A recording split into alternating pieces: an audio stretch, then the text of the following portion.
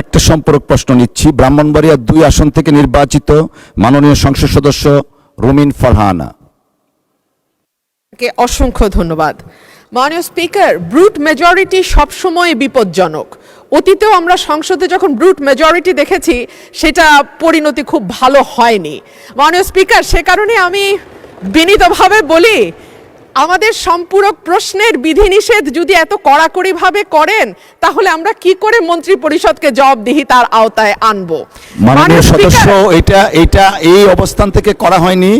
We are abide by the rules and regulations of the parliamentary procedure, and I am hereby to declare that I cannot go beyond the procedure. I understand মাননীয় speaker, কিন্তু তারপরেও একটু যদি উদার হই তাহলে বোধহয় ভালো হয়।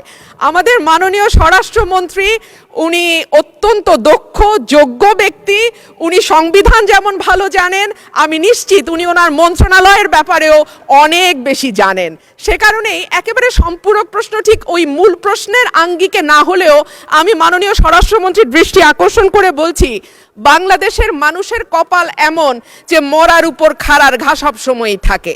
দীর্ঘ 15 বছর গুম, বিচার বহির্ভূত হত্যা, হেফাজতে নির্যাতন, নেতাকর্মীদের ধরে নিয়ে গিয়ে পা ভেঙে ফেলা, অসুস্থ করে দেওয়া, এই কালচার ছিল। এরপরে অন্তর্বর্তীকালীন সরকারের সময় মাননীয় স্পিকার আমরা দেখলাম মব কালচার। 2024-এর সেপ্টেম্বর থেকে 2026-এর জানুয়ারি পর্যন্ত মাননীয় স্পিকার আমাদের যেই পরিসংখ্যান সেটা বলছে যে 250-300-র উপরে মানুষ নিহত হয়েছে এই মবের খপ্পরে পড়ে। আমার মাননীয় স্বরাষ্ট্রমন্ত্রীর কাছে প্রশ্ন, যেহেতু একটা খারাপ কালচার বাংলাদেশে শুরু হয়েছে এবং আমি নিজেও 21শে ফেব্রুয়ারি সেটার একজন ভুক্তভোগী, সেটা বন্ধ করার ব্যাপারে সরকার কি মেজার নেবে এবং স্বরাষ্ট্রমন্ত্রী এই ব্যাপারে কি কি পদক্ষেপ নেবেন? ধন্যবাদ। ধন্যবাদ মাননীয় সদস্য। মাননীয় মন্ত্রী। মাননীয় স্পিকার, আপনাকে ধন্যবাদ। মাননীয় সদস্যকেও অনেক বেশি ধন্যবাদ দিচ্ছি। এই মব কালচারের ইস্যুটি একটা ডিফারেন্ট ডিবেট, আলাদা ডিবেট হতে পারত। যত পরিসংখ্যান তিনি দিয়েছেন 24-এর 5ই আগস্টের পর থেকে এই 26-এর জানুয়ারি পর্যন্ত, সে পরিসংখ্যানটা আমার কাছে নাই। তবে আমাদের কাছে অনুমান আছে। আমরা সরকারের দায়িত্ব পেয়েছি, আমি এটা ক্ষমতা বলতে চাই না, আমরা এই রেসপন্সিবিলিটিটা পেয়েছি।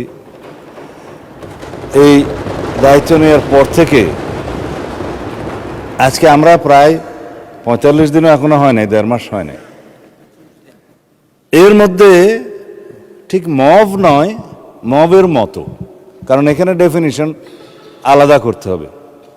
কোনটা গাইবান্ধার পলাশবাড়িতে থানায় গিয়ে হামলা, সেটা কি মব হবে? নাকি কোনটা 21শে ফেব্রুয়ারিতে মাননীয় সদস্যের উপরে হামলা হয়েছে সেটা কি মব হবে?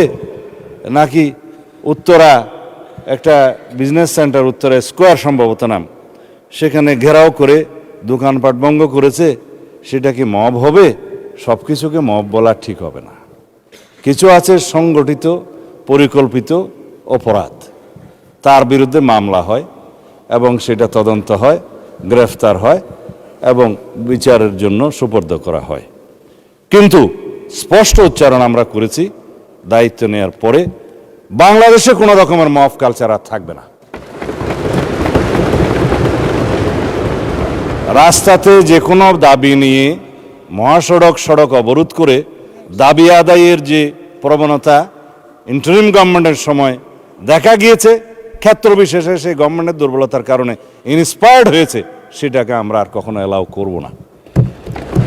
গণতান্ত্রিক প্রক্রিয়া হিসেবে দাবি থাকবে, সেই দাবির জন্য সংশ্লিষ্ট কর্তৃপক্ষের কাছে, মন্ত্রণালয়ের কাছে, ডিপার্টমেন্টের কাছে অবশ্যই দাবিনামা স্মারকলিপি দেওয়া যাবে।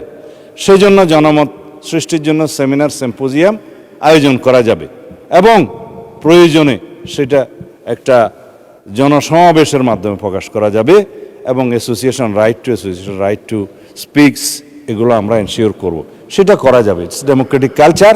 কিন্তু মবের মাধ্যমে যেন আমরা সবাই এই সমস্ত দাবি আদায়ের প্রবণতা থেকে বেরিয়ে আসি।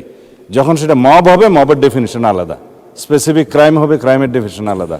কোথাও থানায় গিয়ে আক্রমণ হবে সেটা আলাদা। আমি এই প্রসঙ্গটা এখানে তুলছি না, কারণ এটা একটা রাজনৈতিক বক্তব্য তখন হয়ে যাবে।